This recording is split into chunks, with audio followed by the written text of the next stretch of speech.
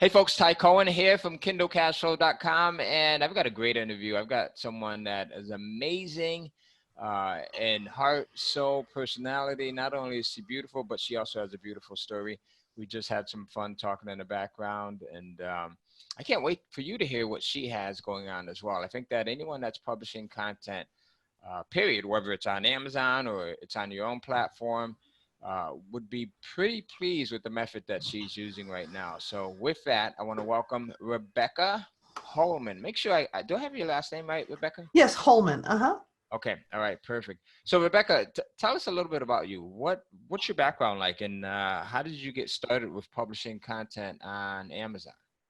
Well, actually, I come from it in a sort of very weird and indirect way. I've been online since 1999. I worked for 7 years in the insurance industry, and I was a supervisor. And we got downsized in 1990 when, a lot of people got downsized. And Right. so I looked around the landscape, and personally, I myself said, I never want to go to work in high heels and stockings again. So I looked around and I saw all of these up and coming tech companies that were beginning to start. I live in Montana, so it's not like it was Silicon Valley or anything like that, but they were starting to blossom here in the Montana landscape. We have a lot of entrepreneurs in Montana. And so I went over and I got myself signed up to start working for a software company, and I was an executive salesperson for them. And I had so much fun. It was really a great time, but it really got me into working online. This is when Google started, 1999. We literally could pick up the phone and call the CEO of Google. We could Wow. go over and call, some of the top people that were at Microsoft and other places. Bezos was just getting started with Amazon, right? Yeah. He was working out of his garage. So it was the very beginning of everything that was going on. We didn't even have, we were doing location-based aggregations. So getting zip codes and creating vertical portals for B&Bs and doing things like that. So, I mean, we didn't even have smartphones back then at all. So we didn't have any of this content that you have today on the internet for people to just look up and find something. So I've been fascinated and been online since 1999, and slowly but surely getting entrenched. Frank Kern was just getting started. Russell Brunson didn't even exist yet.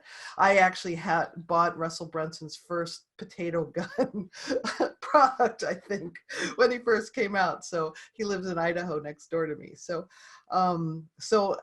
just a really fresh marketplace. And so I started working for some online gurus, and I won't mention their names because I'm not a name dropper, but I worked for a couple of gurus, and I ended up working down the road for some gurus who were the top affiliates for the Amazing Selling Machine, which is an Amazon FBA program. Yeah, very familiar with that. Yeah, so I moderated their Facebook group for 4 years. We literally had about 100,000 people, come in and out of that group. You sign into the group, then after 30 days, we take people out. But the group consistently had about 10,000 people in it. And so I learned a lot about Amazon and FBA at that time. And so a lot about the rules, how Amazon works. And I watched people go from literally nothing to millionaires. Yeah. I mean, it was just amazing how Amazon had created this amazing platform that allowed people to do this. And of course, Kindle books were beginning to become all the rage around that same time. So I had started dabbling in Kindle books and things like that, and I don't like to write very much, so it was over my head. So I kind of stopped doing that, and I just went into Amazon FBA. Right. But now, for those that are listening and may not be familiar with it, explain what FBA is. FBA is for sale by Amazon. So I ship my products into, if you have Prime on Amazon, then that's an FBA seller 9 times out of 10. It's a small mom and pop like myself who's selling that product to you. And either they're buying it from China or they're making it themselves. And they're the people who are sending it into Amazon's warehouses, and then it gets shipped to you. So much of the business that's on Amazon, people talk about Jeff Bezos being this bazillionaire. He became a bazillionaire by curating other people's content. Yeah, He leveraging other became content. Yeah. leveraging other people's content, and at the same time, Walmart doesn't do it, Target doesn't do it, allowing people to become wealthy with him. Right. All right. So books, FBA, all of merch, shirts, all of these platforms allow people literally with no overhead to become business owners. Now with Yeah, well, FBA, you do need some overhead for sure with FBA. You do. Yeah, and that's actually how I got started with Amazon Kindle publishing. You know, I was part of Amazon's Advantage program, where you could ship physical books like this Yes. out, and you know, I would print my own books up, and we were selling thousands of books a month, and I would go in and ship them out to Amazon, and then Amazon would then go in and order for fulfillment, returns, and everything else. And it's a great business, but great business. But physical books. you don't own those books, and you had to ship them and do all that other stuff. So no, these were books that I actually owned. Oh, okay. Yes, so that my you own wrote. physical books. Yes. Okay, yes, so yep, you yep, weren't just doing yep. FBM kind of stuff. So, right, and this is before for sale by merchant. So correct. This was before FBA. This was before Kindle Direct Publishing. So it was their Amazon Advantage program, which is probably still around, I think. You can't sign up for it anymore. I think people who are in it were grandfathered in, but when you go to their page, they don't let you sign up anymore. Gotcha. And a lot of those people came over from eBay. So yeah, they were selling on eBay, and then they came to Amazon. So Amazon saw the opportunity and created another platform, because Jeff really wants to dominate everything. Yeah, quickest way to dominate is bring the crowd with you, right? Bring the crowd with you. What else do you guys have? And that's it. Exactly. So now you're doing FBA, and so I was doing FBA, and when I left the company, I couldn't work in a competitive. It was sort of like my not an NDA, but my non-compete clause. So when I left them, I couldn't do FBA. So I did decide, and I looked again at the landscape. I think, things change. So when I left insurance, I looked at the landscape and went with the next new thing. And when I left doing that project with that guru, I looked at the landscape, and low content books were starting to become a thing. This is a few years ago. This is like 3 or 4 years ago. Okay, and I'm going to stop you one more time right there. Low content books.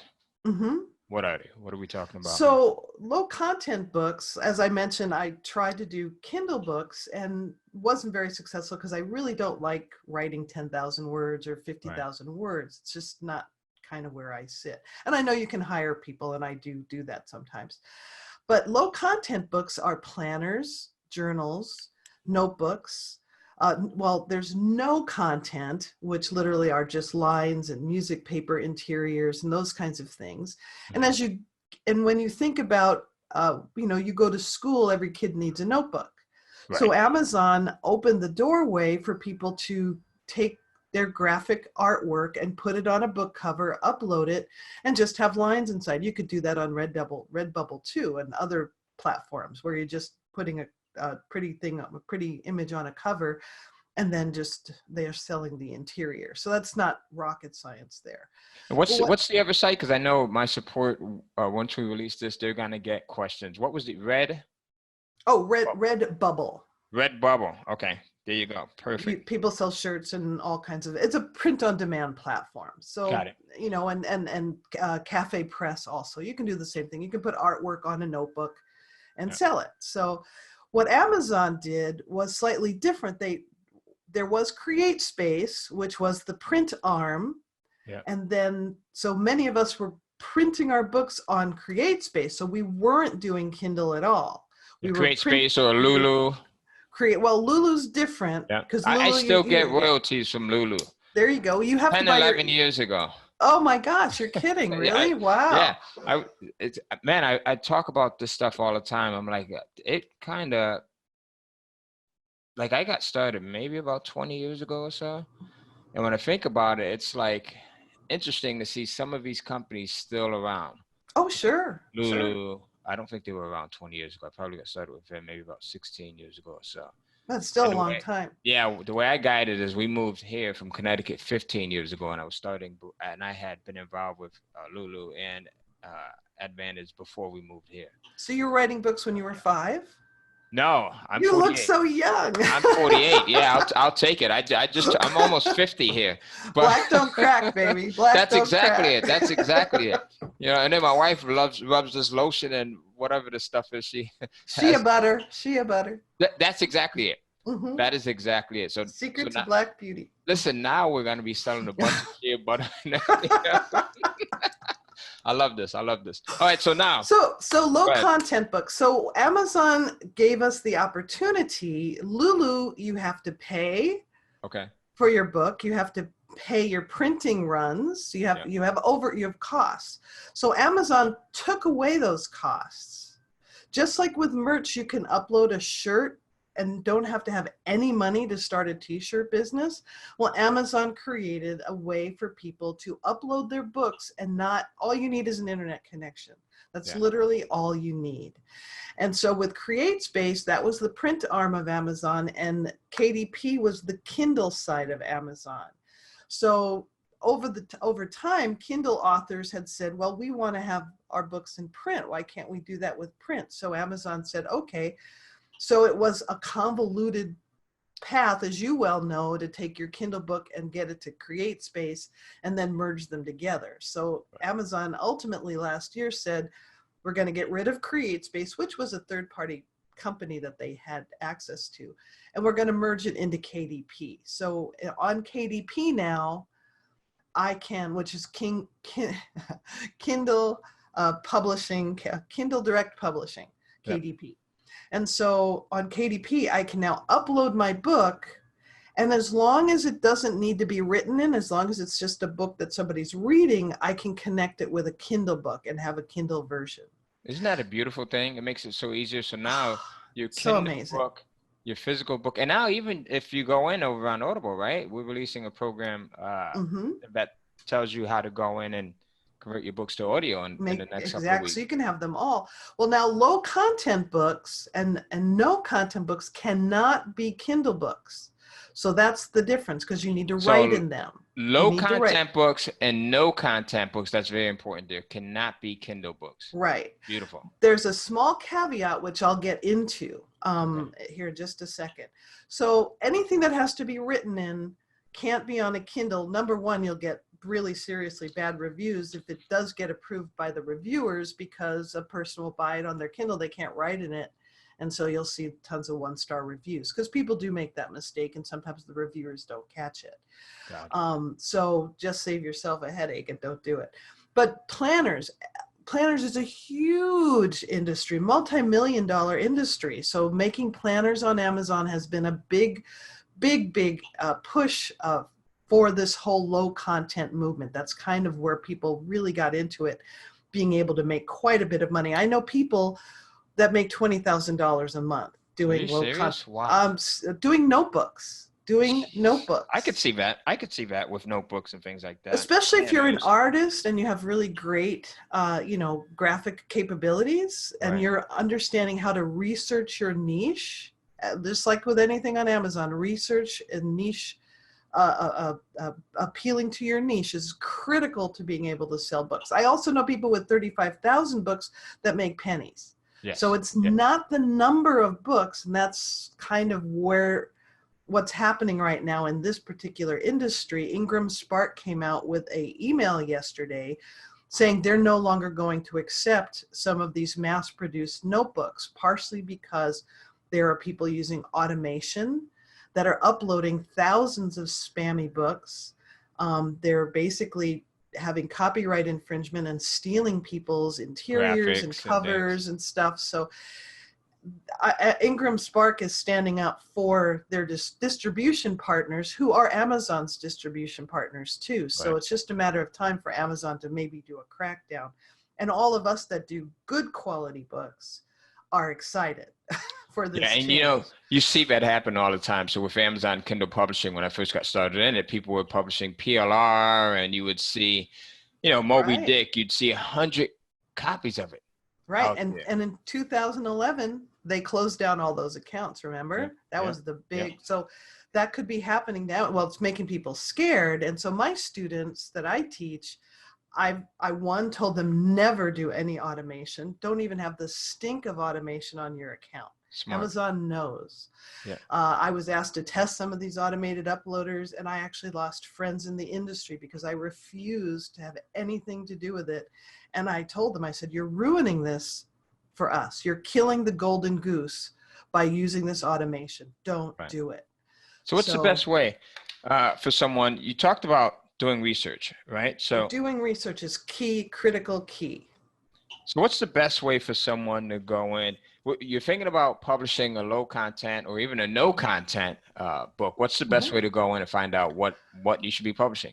Well, I teach a 4-step process, and it's research, create, upload, and scale, which I think is pretty much what you teach in your course for the most extent. And so you're researching, just like you would with any book. If you're already authoring books on Kindle, you're going to go in. Too bad we don't have K-Lytics for low content books, or it would make my life so much easier. So much easier. So much easier. So you basically just go in and you put in your keyword in your search bar, and you look at what Amazon returns in its auto suggest. And then you take a look at some of those keywords, and you look at the BSR of the books that are on the page. Now that's BSR being bestseller rank. Okay, right. Perfect. So we're looking. And I know, Rebecca, you're a pro at this. So a lot of the words that are coming out, you're like, I should be careful. Speaking a second language.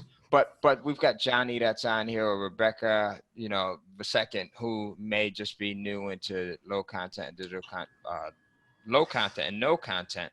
So that's why. But I love the fact that you're just throwing it out there and you know this. That proves how well you know your stuff. Well, I do videos on YouTube, which kind of are, a little more basic, because I understand basic is critical to folks that are just getting started. So when I'm looking and I'm doing my research, I put in a keyword. And, when I say a keyword, I mean, let's see, a planner for 2020. Okay. So I'm looking for a planner for, you want to think like a buyer. So I'm going to put in planner for 2020, because if I'm a buyer, I want a planner for 2020. Yeah. So I look at them, and there's so many. So I'm saying, well, I want to buy this for a friend, and she likes giraffes. So then I type in a longer tail keyword, which is planner 2020 giraffes, because now that's called niching down. I've moved into a niche of people who love giraffes. Okay. And now I'm going to look at the books that have giraffes on their cover. And so from a buying standpoint, I will look at one and I'll buy one. But from somebody who's a creator's standpoint, like myself, I want to look at how many books there are that have giraffes on the cover. And Amazon at the top on the left-hand side gives you your competitors. It tells you how many books exist for that keyword.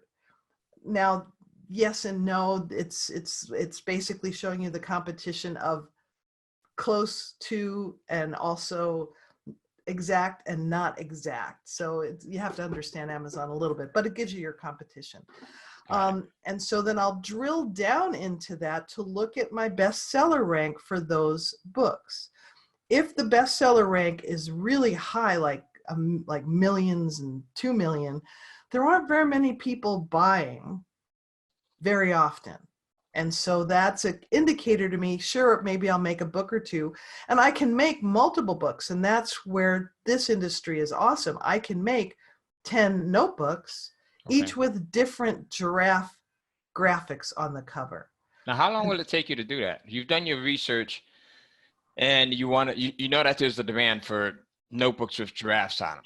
Right. How long will it take you to make if I see that the numbers are 100,000 and under, then I know that people are buying giraffes all the time. Gotcha. Giraffe notebooks. So it's really exciting to me. And if there's less than 1,000 competition, then it's a great marketplace. Because the one thing about low content books is they're consumables. As soon as somebody finishes writing in their notebook, they need another notebook. I like that. And that's the power of this marketplace. How long does it take me to make a notebook? I can actually, using just a lister tool that fills in my first page and everything else I do manually myself, I can upload 100 in about an hour or two. Are you serious? Wow. Okay. Very serious. Good. I make all my books in PowerPoint. Gotcha. Okay. So very simple. I know Photoshop. I have Photoshop. I have Affinity. I have all those products. Photoshop, PowerPoint is so simple to make books in. My layout, my interiors. I make very complex planner interiors with. I use PowerPoint like people use InDesign. I have InDesign. I've used InDesign.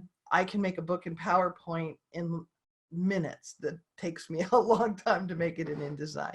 So you're knocking these out really quickly. So Yeah. So whatever platform you make your books on, just realize that it's not the platform that makes the books, it's you. So you use whatever you're comfortable with to create these. So I have 4,000 books on Amazon. Okay. So, That's and I've made them in the last 2 years. I started doing low content books and I had like 3 books. I had a recipe book. When you first started. Gotcha. Yeah. Okay. So I actually had like 5 books. I have a couple of kids books and a recipe book that sell all the time. And so from 2 years of having 5 books to today, I have 4,000 books. Okay. All right. So if you're cranking 100 out at a time, I could see what that's doable. So now the person that's just starting, right? So I know you said you create yours in InDesign, or you can use Photoshop. Photoshop, PowerPoint, Illustrator, Affinity, Canva, Google Sheets, anything that gives you the output at 300 DPI to make it uploadable, because most of our books need to be 300 DPI print quality books. Got it. Okay. So that's the critical point. Google Slides doesn't do that. Keynote doesn't do that, but you can use other tools to make them 300 DPI. So a lot of people use that. So high quality, crisp images. High quality, crisp interiors. Right. So now the thing is what we're moving towards. There's notebooks, which are the no content books. There's guest books, which are very popular as well. Yeah. Easy to make as well. Just very few words. But what people are moving to, and I believe that it's the most successful path to making money in this business, is unique one-off books that are coloring books. You remember the coloring book fad? It's still here. It hasn't died. And even adult coloring books. Adult coloring books and kids coloring books, both. Yeah. The beauty about the kids marketplace is kids are entering the marketplace all the time. Right. A kid turns 4 years old. Millions of them turn 4 years old every year. And then kids age out into the next age group and the next age group. And the parents are always looking for books for that kid's age group. Yep. So you're always, whereas adult is an adult is an adult. An adult either likes geometric patterns or they don't. You're not going to make them like them. So a kid is experimenting, and a kid takes a book and he writes in it and he finishes it. A parent, if you're a parent, you know how many books you need to go through for a kid who's coloring. Now people go, well, I'm not going to spend $7 for a book for a kid. Oh yeah. Our grandma does every day. Oh yeah, absolutely. And there's moms that do it as well. Yeah, absolutely. Moms do it, so books for kids to take on trips. Parents who have discretionary funds are looking for books for kids to take on trips. So trip journals are very popular. So these are moving into the more complex interiors and moving away from the beginner level no content books. These are called low content books. Gotcha. Okay. Low content books are activity books, word search, crossword puzzles, sudoku, which is hugely popular. You can't make enough sudoku books. No, you can't. Because a person, who goes to work takes a sudoku book and they finish it in a week and they need a new sudoku book. My husband is a crossword puzzle person, and we have heaps of crossword puzzle books all over the house because he finishes them or halfway does them and wants another one, or one catches his eye. So we have tons of crossword puzzle books. My 12-year-old also, she loves crossword puzzles. So exactly. So making them for young kids, making them for adults, also making them in large print for seniors. Big marketplace right there. And again, those are consumables. So constantly entering the marketplace need new books. Now, those are more complex. So people who are spammers don't tend to be making these kinds of books because they take a lot more creativity. And if they try and make the same interior over many books, people will complain, and so they'll Yeah. lose their account. But you know, the benefit to that is it gives you a sense of uniqueness, right? And I Yes. think you could also have, so we're talking about activity books and word search books and crossword puzzles. You could have like a volume 1 or a volume 2, right? You could Mhm. have You can crossword have puzzles. you can have multiple brand names. Yep, You can have cards, a you can planes, everything. So you can have a kids activity brand, you can have an adult activity brand, you can have a seniors activity, you can have a Christian puzzle brand, you can have a, any kind of, you can break it up. So I have quite a number of different aliases that I use. Right. And so this is where you're moving into a lot more selective marketplace. And then the next move is a wedding between what you're doing, which is why I got your course, and what I'm doing, because I make kids low content books. Okay. I make a kid's book is from between 400 to 3,000 words. And if you put some pictures in there, then you're making either a storybook, and traditionally kids books, younger kids books are only 40 pages long. Yeah. Easy to get out. I have an outsourcer. It cost me $60 or less to have the book written. I do the outline, I send it to them. So I've been doing what you're teaching. Yeah. I just want to get better at the selling component of selling these little kids books, because they sell really well. And that's a huge Because market. There's never going to be a shortage of kids, like you said. never a shortage of kids. And you can make storybooks, you can make nonfiction books that are more scientific based. The market is huge. So that's the wedding between low content, because it's less than 3,000 words. Right. So people call that medium content. Okay. And I guess it's along the lines of what you would call short reads. Yes. So, which are still a little bit more, 5,000 to 10,000 words, I think, is a short read. So it's Yeah, even we normally shorter than publish that. like 25 to 30 page books. Yeah. That's my formula there. So with this, like if we're looking at no content, let's say someone's watching this, they're Mhm. looking to get started. What can they look to invest to put into it? What's an average startup cost? When I like that. It costs you your internet connection, and I know people who go to the public library and upload. Yeah. Hey, So you know what? if I put a if you post. live in Africa and you live in a third world country, Right. boom. And it would be worth it. Listen, I put a post up earlier where I remember when I first was starting my first business, taking the bus to downtown to go to the library, to Mhm. wait an hour, put my name on the computer sign up sheet, to be able to use the computer for 20 minutes. And then when my 20 minutes Exactly. was up, I would have to go and sign up again. So to use it for an hour, I would be Mhm. there for Mhm. 4 or 5 hours. Trust me, Right. people go to the university campuses to use the computers there. I mean, Yeah. if there's a will, and So if true. there's a will, there's a way. People who really want to do something and do well can find a way. And that's what happened with low content books, is the threshold to entry is 0, just like Right. with merch. What happened with merch shirts is that Amazon opened merch shirts, and then it got filled with spammers, and so they ended up creating a tier system. So you start out with being able to upload 10 shirts, and then once your account is past a certain threshold, then they up you to 25 shirts. And so Amazon tiered their shirts because of the overwhelming response to that platform, because it does cost 0. Yeah. Will So they do that with books? I don't know. This Ingram Spark email that came out telling people that they don't really like no content books anymore. kind of a warning. It's a warning Yeah. to people who are spamming the platform. If you're making good quality books, I don't think anybody has to be afraid. If you're making good quality books, they're unique. You're not, you can use free images from Pixabay, but in my mind, using free images takes a lot of time. You either have money or you have time.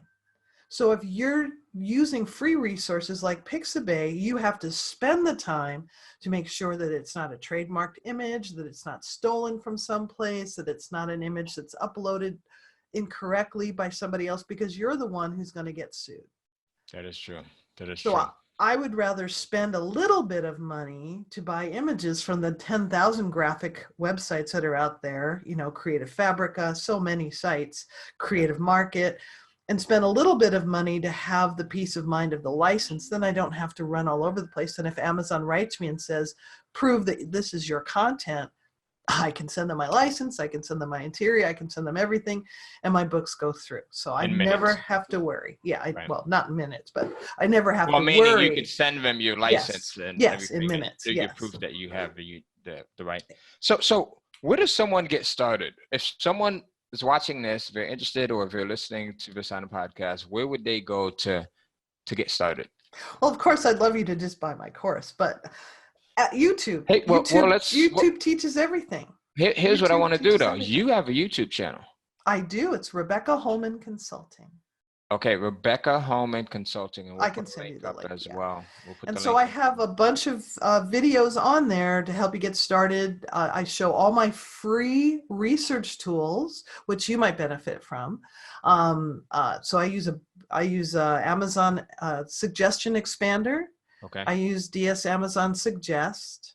Yep. And I have like 15 free keyword tools that I use that I recommend.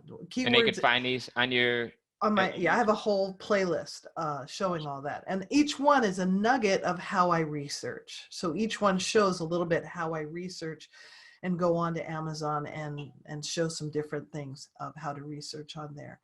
And then if you join my free Facebook group, in my free Facebook group, I actually have a getting started post, which has 10 videos showing you how to create a simple planner and how to upload it to KDP. So that's how you get started. What's your Facebook group? What is my Facebook group? I don't even know the name of my free Facebook group because I changed the name. So here's what we'll do. We will make it. I want you guys to, right now, if you're watching this, right, here's what you want to do. Make sure you visit Rebecca's YouTube channel so that you can get access to, she's got a ton of stuff on here. When we actually initially spoke, I think a week and a half ago, and I took a look at her YouTube channel and I was kind of blown away by the amount of time and effort that she puts into it. This is something that you definitely want to explore. It's great to work on in addition to Kindle publishing. So visit her. All right. And it looks like you just posted. So we've got Facebook. All right. So here's what we'll do. So my link is KDP Low Content Book Creation Basics with Rebecca Holman. If you just type my name, Rebecca Holman, into Facebook, you'll find my groups. Holman is how you spell Holman as well. All right. So we've got you on Facebook. We have you on YouTube. Make sure you go in and you subscribe to her channel. Also, make sure you subscribe to our channel, which is at kindlecashflow.com/YouTube. And you'll see where a lot of this stuff goes hand in hand. So with what Rebecca's teaching, right, can help you to become a much better Kindle publisher in a way that I teach. And then the way that I teach can help you to become much better with no content and low content as well. So it's not like you have to do one or the other. You can exactly. And the nice thing about understanding how to do KDP is understanding self-publishing. You're understanding print on demand. Right. And when you understand print on demand, I'm a person who's an advocate for multiple streams of income. You really should not have all your income on Amazon. As much as we love Amazon and it's an awesome, wonderful place, once you understand print on demand, you can go to other platforms. I mean, you have Vervante, you have Lulu, you have Ingram Spark, you have those publishing houses, but you also can take those PDFs of your books and other things, especially if you're learning how to make complex interiors for planners and pretty journals. You now have Etsy. You now have ability to create a Shopify store to sell digital downloads, which are hugely popular. Just go to Pinterest and type in digital printables and your eyeballs will pop. Go to Etsy and type in digital printables. And all we're doing is taking our planner interiors and repurposing them to put them on other platforms. So an immediate other stream of income by just repurposing something I already made. Very cool. You know, Rebecca, that's an entire interview right there. I'd love to have you come back and talk about some of the stuff. As a matter of fact, if you were watching this right now, or if you're listening, She just talked about different resources. She talked about other platforms that you can share some of your print on demand content on. She talked about a ton of resources. If you would like for Rebecca to share some of those other platforms, resources, and just other ways to create multiple streams of income, leave a comment below. All I need you to say is, I'm interested, right? So, or more Rebecca. So I'm interested or more Rebecca, and we'll definitely get around. I think I would love to have you on. We have actually maxed out on time right now. This was amazing. You certainly opened my eyes up to something that I think is huge and has the potential to get a lot Very bigger. big. You have 4,000 books and you're cranking these things out 100 at a time. And of course, you've been doing this for a while. You're an expert. But one last question here. I do want to just caution, Sure. more is not better. Mm-hmm. Better is better. So don't think because I have 4,000 books that they all sell. They don't. It's the 80-20 rule all the time. Yeah. But better books sell. There you go. So I, just like Thomas Edison, I know 3,000 ways to not make a book. So it's really important. I learned because I didn't have a teacher when I started. There was nobody really teaching this. Right. So I made all the mistakes so you don't have to make them anymore. She spent the time, she spent the money, she's made mistakes. Now you have a distilled formula that you can follow right from Rebecca. That's why it's so important to follow her on YouTube. Give us that YouTube channel one more time, and we'll post the link as well. But I'd love to hear it again from Rebecca. Just look up my name. Just look up my name on Facebook, and it is KDP Low Content Book Creation Basics. That's your Facebook. That's my free Facebook group with Rebecca Holman, and my name is on there because there's a lot of KDP folks out there now. And your YouTube channel? My YouTube channel is Rebecca Holman Consulting. Got it. Okay. All right. Awesome. So Rebecca Holman Consulting. This has been a great call. I'm glad we were able to get this going. Thank you so much for asking me.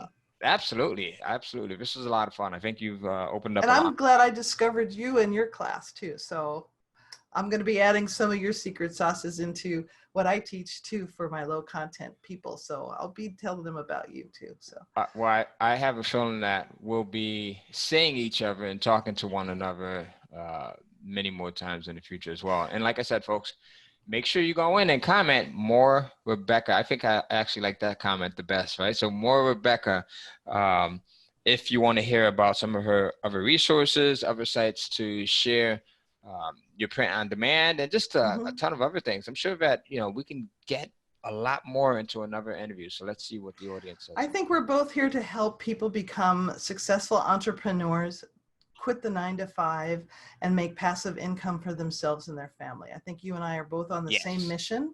And have a good time while doing it. Have a good time doing what you love while you're doing it. Absolutely. My husband and I were going to go on a trip here, and I can just leave.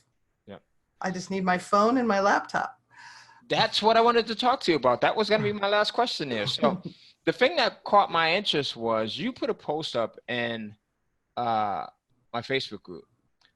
So the Kindle Cashflow Mastermind Facebook group, if you guys are interested in joining it, if you're not part of a Kindle Cashflow group, just go to kindlecashflow.com/Facebook.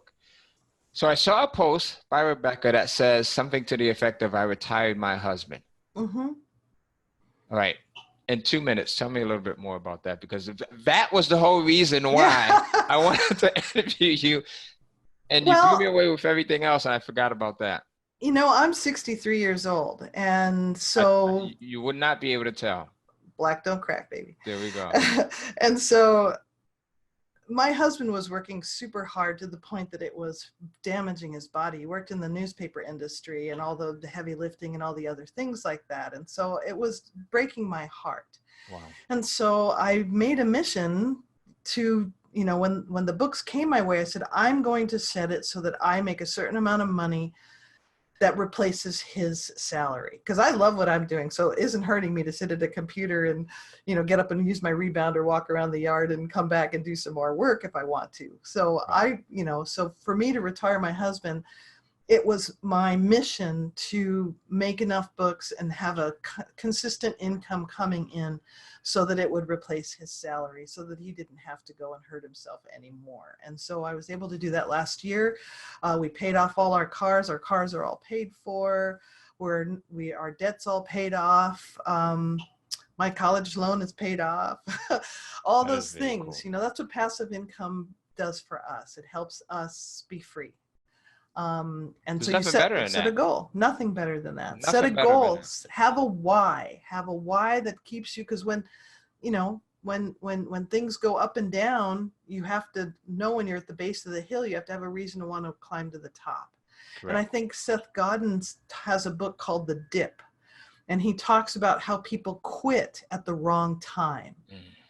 I think many of us heard the story Inches from Diamonds. We've Yeah. all heard that Yeah. story. Well, it's the same thing. Seth is saying people quit right before they're about to go to that maximum rise in their Gain that income. momentum. Gain that they right at the dip of their momentum, right when they're about to go right up. So don't quit too soon. Invest, hit your goals, and reassess. Look around, reassess. Look around, reassess, and see if there's other ways that you can add multiple streams of income from the one thing that you're already doing. Many times you can repurpose that across multiple platforms. We live in the digital age of technology. There's so many ways to share our work and our message. That's Also beautiful. brings in money. And also bringing some money. I think that is beautiful. You and I share something similar. I just recently retired my wife from her job. She is a nurse who worked with medically challenged children. Works so hard. Oh, absolutely. So medically challenged children. So every once in a while, she would have children that would, because in the capacity that she's working with them, sometimes, they would need to be lifted or rearranged, and she started to have back problems. I mean, and she is passionate about what she does. She loves her patients. And I said, you know what? You are just 40 years old right now. If your back is hurting like that now, I mean, I know you love your patients. I know you love what you do, but you need to transition into something else. So now, while she's working on healing her back and finding out what the next thing is for her, we were able to bring her home. And it's a result of creating this digital, this digital real estate is what I like to call it. So digital real estate, in the sense where you have these multiple streams of income, which I'm glad you touched on, because that's exactly what they are here. So, Rebecca. I will say the nursing niche is huge to make planners for and make other checklists and other things like that. So she can leverage that right away. That is beautiful right there. So this interview has been valuable in so many ways here. I have a feeling that we could talk forever and ever and ever. So here's what you're going to do now. If you enjoyed this interview as much as I have enjoyed it, you're going to post what? You're going to comment more Rebecca right now, so that we get Rebecca on for another interview, and hopefully another one after that. And we'll talk about different things. So Rebecca, this has been amazing. If you're watching, make sure you subscribe to our channel by going to kindlecashflow.com/YouTube. Make sure you subscribe to the podcast by going to kindlecashflow.com/podcast. And if you are not part of a Facebook group, make sure you go to kindlecashflow.com/Facebook. And you can also watch the 3-part series on how to get started with Kindle publishing by simply going to kindlecashflow.com. Rebecca, greatly enjoyed your time, as well as, you are a wealth of knowledge as it relates to this. So you're highly appreciated. Thank you. Thank you very much. Glad I could share something.